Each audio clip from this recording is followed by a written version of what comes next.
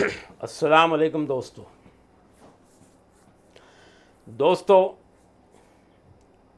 सालिक को ये कैसे पता चले कि हम राह पर चल रहे हैं और मंजिल तय हो रही है। ये कैसे पता चलेगा? जो उस राह पे चलता है, ये कोई ऐसा तो नहीं कि दुनियावी राह है, एक रोड बना हुआ है उस पे चल रहे हैं।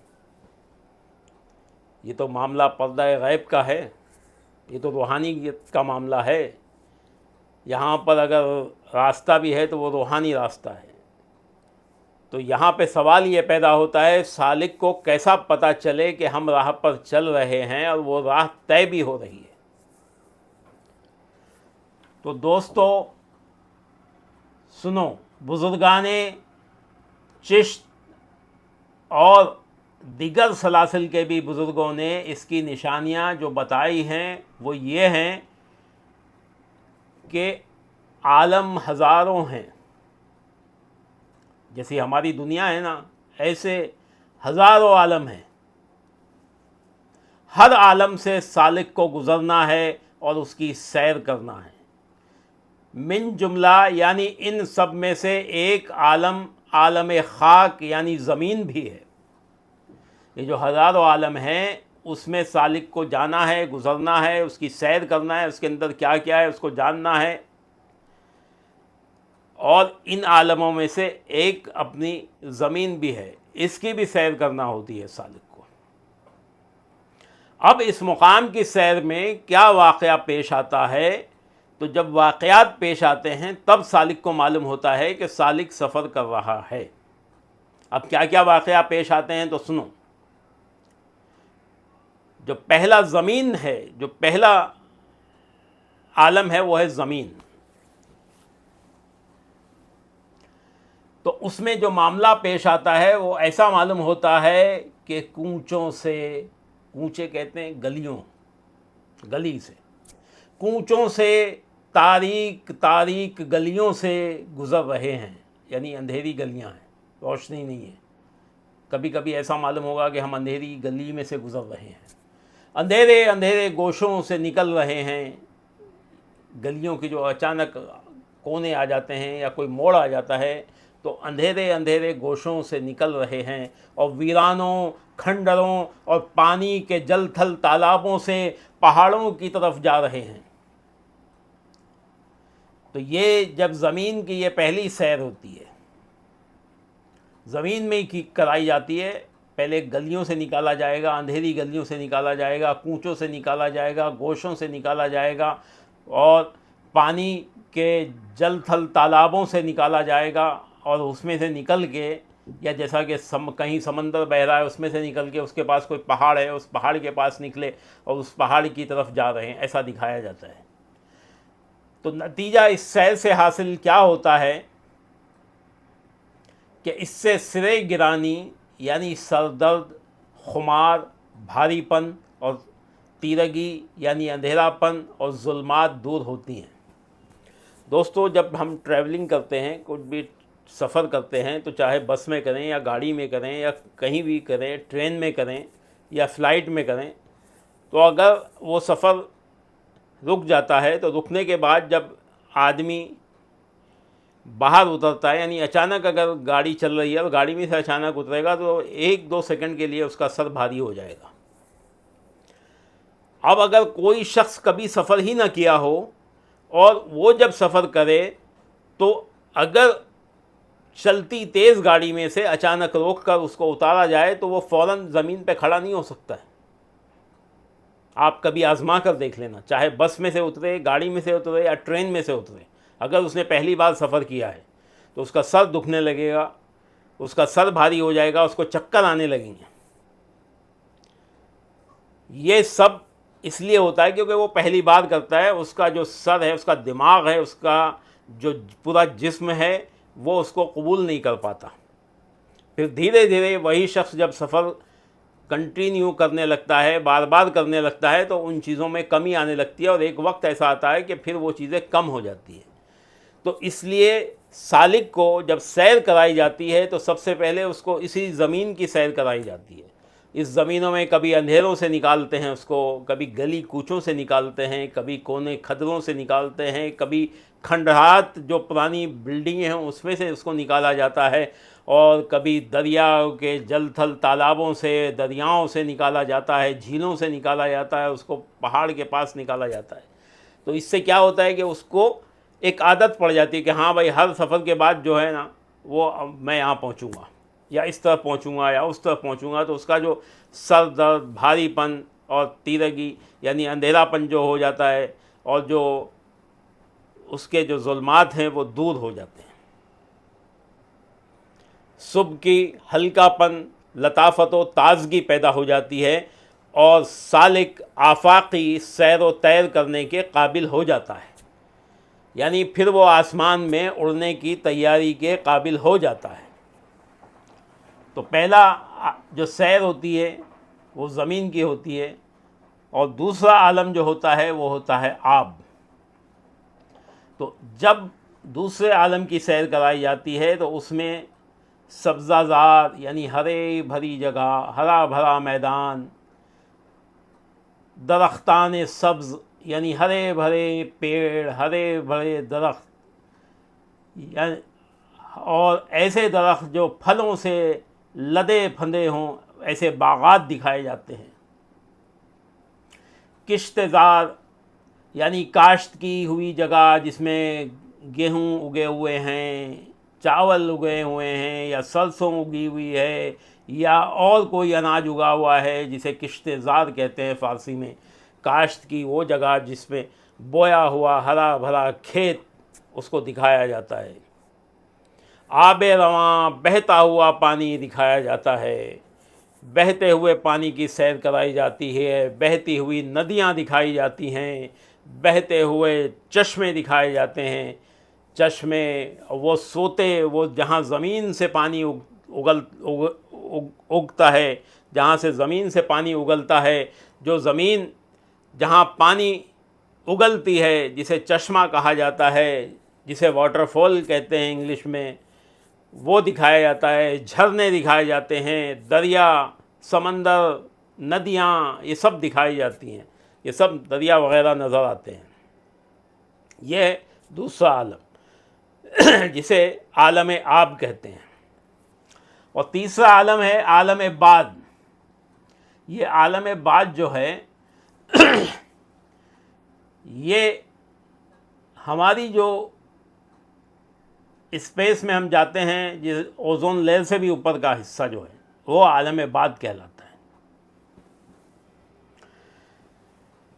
अब आज के दौर में जो न्यू जनरेशन है वो ये सब यही समझती है कि ये जो आसमान है ये पूरा स्पेस है। अभी हमारे यहाँ जो इस्लाम में बताया गया है कि 7 ज़मीनें हैं, 7 आसमान हैं, ये इस तरह से बताया गया कि हमारा जो कुर्रा अर्ज़ है, हमारी जो गैलेक्सी है, इसके अंदर 7 ज़मीन, 7 आसमान हैं, ये प्लैनेट हैं। लेकिन इसके अलावा भी और हज़ारों हैं, लाखों हैं, जो सालिक को तय करने होते हैं और सालिक तय करता है। लेकिन ये 7 जो आलम हैं वो पहले तय कराए जाते हैं, इनसे वो समझ जाता है कि अब उसको क्या क्या करना है। उसके बाद फिर वो बाकी के आलम तय कर लेता है। और अभी तो साइंस तहकीकात करेगा, अभी तो लाखों साल लगेंगे उसको इस चीज़ पे पहुंचने के लिए कि कितने हज़ार साल, कितने हज़ार आलम और हैं, कितनी गैलेक्सियाँ और हैं, और कितने यूनिवर्स और हैं, ये जानने के लिए लाखों साल लगेंगे ये तजर्बात करने के लिए। लेकिन सालिक जो है वो एक लम्हे में कहाँ से कहाँ पहुँच जाता है जब उसको अल्लाह ताला पहुँचाना चाहता है। तो तीसरा आलम आलम बाद कहलाता है। ये ओजोन लेयर से भी ऊपर का हिस्सा है। इस मुकाम की सैर में हवा पर चलना, हवा में उड़ना, एक तरह से आप यूँ समझ लें सिंपल तरीके से कि स्पेस में, इस मुकाम की सैर में हवा पर चलना, हवा में उड़ना, बुलंदियों पर जाना, वादियों में पहाड़ों पर परवाज़ करना, ये सब नज़र आता है, ये सब चीज़ें कराई जाती हैं। जब ये हो जाता है, इसकी परवाज़ कर लेता है, इस आलम की, आलम बाद की, और सब कुछ देख लेता है, तो फिर चौथा आलम आता है आलम आतिश। आलम आतिश यानी आग की दुनिया। इस मुकाम की सैर में शोले आतिश कदे यानी आग उगलते गढ़े दिखाई देते हैं। इतने बड़े बड़े, जैसा तालाब पानी के होते हैं, दरिया बहता हुआ जैसा दिखता है, ऐसे आग के शोले आतिश कदे दिखाई देंगे और उसमें से आग उगलते गड़े उसमें से निकलेंगे, ऐसा दिखाई देता है। आग ही आग होती है उसमें। इसको कहा जाता है आलम आतिश। इसमें सिर्फ हर वो छोटी बड़ी आग दिखाई जाती है। और पांचवा आलम जो है वो है आलम अफलाक। अब यहां से आसमान शुरू होता है। पहला आसमान, दूसरा, तीसरा, चौथा, इस तरह से। तो पांचवा आलम आलम अफलाक है। आलम आसमान भी कह सकते हैं उसको। इस मुकाम की सैर में सालिक देखता है कि हम एक आसमान से दूसरे आसमान की सैर कर रहे हैं। पहले आसमान से दूसरे, फिर तीसरे पर, इस तरह से सैर कराई जाती है। और ये देखता है कि आसमान किस तरह से चक्कर लगा रहा है, किस तरह से आसमान चक्कर खा रहा है, ये भी उसको दिखाया जाता है। ये भी वो देखता है और उसको दिखाया जाता है कि आसमान अपने मदार में किस तरह से चक्कर लगा रहा है। इस सैर में जिस आसमान की सैर सालिक को कराई जाती है, उस आसमान के अंदर क्या क्या है वो सब चीज़ें दिखाई जाती हैं। सालिक को फरिश्ते भी दिखाए जाते हैं आलम अफलाक में। और छठा आलम होता है आलम मलकूत कवाकिब। छठा आलम आलम मलकूत कवाकिब है। ये वो आलम है जो फरिश्तों की इबादत गाह है। इस मुकाम की सैर में सितारे, चाँद, सूरज, कवाकिब यानी तमाम सैयारे, प्लानट, कहकशां जिसे गैलेक्सी कहते हैं, अनवार और उनके मशाबा यानी उन जैसी चीज़ें सालिक को नज़र आती हैं। यानी अल्लाह ताला के जितने भी आलम हैं वो सब इसमें दिखाए जाते हैं। जब इस मुकाम से गुज़र जाता है आलम मलकूत कवाकिब से, तो फिर सातवां आलम आता है आलम हैवान।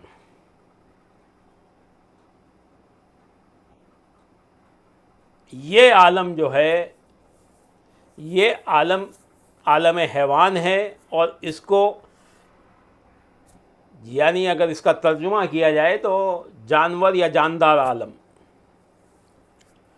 इस मुकाम की सैर में सालिक उन मुख्तलिफ हैवानात यानी उन जानवरों को देखता है जिन जिन चौपायों यानी चार पैर वाले जानवरों और दरिंदों की सिफतों को सालिक ने अपने नफ्स से दूर किया है।